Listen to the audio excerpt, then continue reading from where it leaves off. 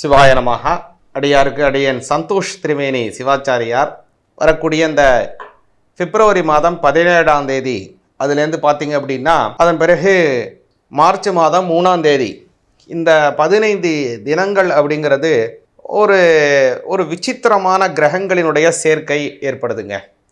சற்றேறக்குறைய பார்த்தீங்க அப்படின்னா 8 கிரகங்களினுடைய அந்த அமைப்புகள் ஒன்று சேர்கிறது. இல்லை முக்கியமாக பார்த்தீங்க அப்படின்னா கும்பராசியில் சூரிய பகவான், சனி பகவான், ராகு பகவான், சுக்கிர பகவான், அப்புறம் புத பகவான் இல்லைங்களா, இந்த கிரகங்களினுடைய சஞ்சாரமும் இருக்குது. கூடுதலாக சந்திரனும் அதே இடத்துல வந்து இருக்கார். அதனுடைய நேர் சரியாக சமசப்தமத்தில் ஒரே கோட்டில் கேதுவும் வராரு. இப்படி பார்த்தீங்க அப்படின்னா கிட்டத்தட்ட ஒரு 8 கிரகங்கள் குரு நீங்களாக எல்லா கிரகத்தினுடைய சேர்க்கையும் ஒரே நேர்கோட்டில் வருது. இது 15 நாட்கள் அப்படியே இருக்குது. இந்த சந்திரன் மட்டும் அப்படியே விலகி மறுபடியும் என்ன பண்ணுறாருன்னா 3ஆம் தேதி அவர் வந்து அந்த சிம்மத்தில் வரும்போது எல்லாமே ஒரே நேர்கோட்டில் மறுபடியும் வருது. அன்றைய தினம் கிரகணம் வேற வருது. இந்த 3ஆம் தேதி கிரகணம், சந்திர கிரகணம் வருது. எப்படியான ஒரு அமைப்பு சேருகிறது. இந்த கிரக சஞ்சாரத்தினாலே, இந்த கிரக நிலைகளினாலே சில பேருக்கு சில மாற்றங்கள், சில உயர்வுகள், சில வகையான தாழ்வுகள், சில பேருக்கு நல்ல யோகங்கள், சில பேருக்கு சில பணத்திலே சில விரயங்கள், அதே மாதிரி சில பேருக்கு பல நன்மைகளும், சில விஷயத்தில் ரொம்ப கவனமாக இருக்க வேண்டிய சூழ்நிலைகளும் அப்படின்னு ஒருத்தவங்களுக்கும் ஒவ்வொரு விதமான பலன்கள் கூடுதலாகவும் குறைவாகவும் ஏற்படுது.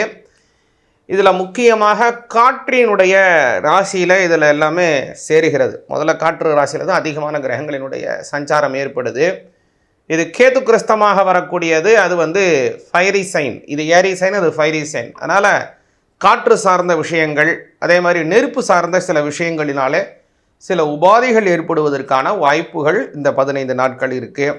அதனால் இந்த காலத்தில் ரொம்ப கவனமாக இருக்க வேண்டிய காலமாக இருக்கிறது. இதில் சில வகையில் பல நன்மைகளும் நமக்கு ஏற்படுது. கும்பராசிங்கிறதுனால காலப்புருட தத்துவத்தில் சில பேருக்கு 9, 11, 5 அதுமாரி நல்ல இடத்துல இருந்தால் அவங்களுக்கு சில குபேர யோகத்தையும் தருது.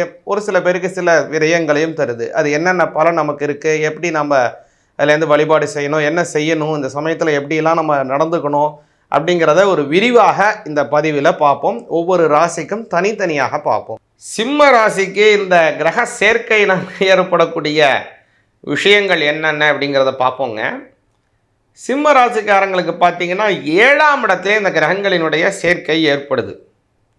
இது என்ன சாமி நல்லதா அப்படின்னா, இதில் நல்லது இருக்கிற மாதிரி இருக்குது, ஆனால் இதில் சில கொஞ்சம் கெடு பலனும் இருக்குது. என்னங்கிறது விலாவரியாக சொல்கிறேங்க. இதில் வந்து முதல் பகுதி நல்ல விதமாக ஆரம்பிக்குது. அதில் வந்து பார்த்திங்கன்னா 7ஆம் இடத்துல பல கிரகங்கள் சேருது. இன்னொன்று முக்கியமானது சிம்மராசிக்காரங்களுக்கு எடுத்திங்க, 7ஆம் இடங்கிறது பாதகாதிபதி, மரகாதிபதி. இதில் முக்கியம் 2, 7. அதில் வந்து இதில் ஸ்திரமாக இருக்கிறதுனால 9ம் சேரும். இதில் வந்து முக்கியமானது என்னென்னு கேட்டிங்கன்னா, செவ்வாய் 2ஆம் அதிபதி, புதன் 7ஆம் அதிபதி, சனி, எல்லா கிரகங்களும் 7ல் போகிறது. அதனால் சிம்மராசிக்காரங்க கொஞ்சம் கவனமாக இருக்க வேண்டிய காலம். அதனால் வாகனத்தில் செல்லும் போதுமாகட்டும், அல்லது வேறு ஏதோ ஒரு எந்திரங்களை பிரயோகிக்கும் போது ஆகட்டும் மிகுந்த எச்சரிக்கையுடன் இருங்க. அதே மாதிரி சிம்ம ராசிக்காரங்களுக்கு வேலையிலே நல்ல முன்னேற்றம் ஏற்படும். முற்பகுதி நல்ல முன்னேற்றம் ஏற்படும். ஆனால் அதனுடைய லாபங்கள் உங்களுக்கு கை கூடுவதிலே கொஞ்சம் தாமதம் ஏற்படும். அது கொஞ்சம் முக்கியமாக இருக்குது. அதே மாதிரி பொருட்களினுடைய முதலீடு செய்வது இந்த சமயத்தில் கொஞ்சம் கவனமாக இருக்க வேண்டிய காலமாக இருக்குது. அதனால் கவனமாக இருந்து பொருட்களை முதலீடு செய்வது மிக மிக அவசியம் சிம்மராசிக்காரங்களுக்கு. அடுத்ததாக பார்த்தீங்கன்னா 7ஆம் இடம்ங்கிறது பொதுவாகவே நல்ல ஸ்தானம் தான், அதில் ஒன்றும் தவறு கிடையாது. ஆனால் இதில் சில கிரகங்கள் கொஞ்சம் உங்களுக்கு சரியில்லாத கிரகங்கள் ஒன்று சேருகிறது.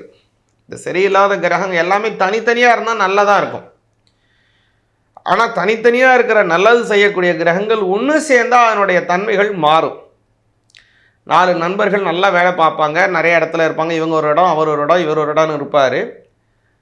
ஆனால் அவங்க 2 பேரும் எல்லாம் 4 பேரும் ஒன்றா சேர்ந்துட்டாங்கன்னா ஏதாவது தீய பழக்கம் செய்வோம், அது போவோம், பார்ட்டி பண்ணுவோம், அப்படி இப்படின்ட்டு எப்படி அவங்களுடைய பழக்க வழக்கங்கள் எல்லாம் தன்மை எல்லாம் மாறுதோ அது மாதிரி இந்த 4 கிரகமும் நல்ல கிரகம்தான், இந்த 3 கிரகமும் நல்ல கிரகம்தான். தனித்தனியாக இருந்தால் நல்லது செய்யும், ஆனால் சேர்ந்து உட்காந்தா இது மாதிரி சில சண்டித்தனங்களை செய்யும். அதனால் சிம்ம ராசிக்காரங்க இந்த காலத்தில் கொஞ்சம் கவனமாக இருக்க வேண்டிய காலம்தான். படிக்கிற மாணவர்களுக்கு படிப்பிலே நல்ல நாட்டம் ஏற்படும். 7ஆம் இடம் படிப்புக்கு ஒன்றும் தொந்தரவு இல்லை. 2ஆம் அதிபதி, 4ஆம் அதிபதி, 9ஆம் அதிபதி எல்லாத்தினுடைய சேர்க்கை இருக்குது. அதனால் படிப்பிலே நல்ல நாட்டம் ஏற்படும். முக்கியமாக படிக்கிற மாணவர்கள் இப்போ வரக்கூடிய காலம் பரீட்சை காலம். பரீட்சை வருது, இப்போ வருதில் பார்த்திங்கன்னா முக்கியமாக அரசாங்க பரீட்சைகள் வரக்கூடிய காலம், பொது தேர்வுகள் வரக்கூடிய காலம், 10ஆம் ஆண்டு, 12ஆம் ஆண்டு, 12ஆம் ஆண்டு இதெல்லாம் வருது இல்லைங்களா? அதனால் படிக்கிற மாணவ மாணவிகள் சரஸ்வதி அம்மனை குமரகுருபர்கள் சாமிகள் அருளி செய்தது, அவரை போற்றி அருளி செய்ததான பதிகம் ஒன்று இருக்குது, தமிழ் பதிகம். அதற்கு சகல கலா வள்ளி மாலை அப்படின்னு பேர். அதை பாராயணம் பண்ணுங்க. அதை பாராயணம் பண்ணிங்கனாலே குடும்பத்திலே நல்ல சந்தோஷம் ஏற்படும். படிப்பு, ஞானம், அறிவு, நல்ல புத்தி, சாதுரியம், நல்ல பேச்சு திறமை, எழுத்து ஆற்றல், மனதிலே இருக்கக்கூடிய பல நல்ல விஷயங்களை பகிர்ந்து கொள்ளக்கூடியதான நல்ல சாதகமான பல நன்மைகள் உண்டு. அதே மாதிரி சிம்ம ராசிக்காரங்க முக்கியமாக பெருமாளை கும்பிடுங்க. இப்போ உள்ள காலம் புதன் இப்படி இருக்கிறதுனால 2, 12, 11 இந்த புதன் இருக்கிறதுனால விஷ்ணு சஹஸ்ரநாமம் அதை பாராயணம் பண்ணுங்க. குடும்பத்திலே பல நன்மைகள் ஏற்படும். சிவாய நமக.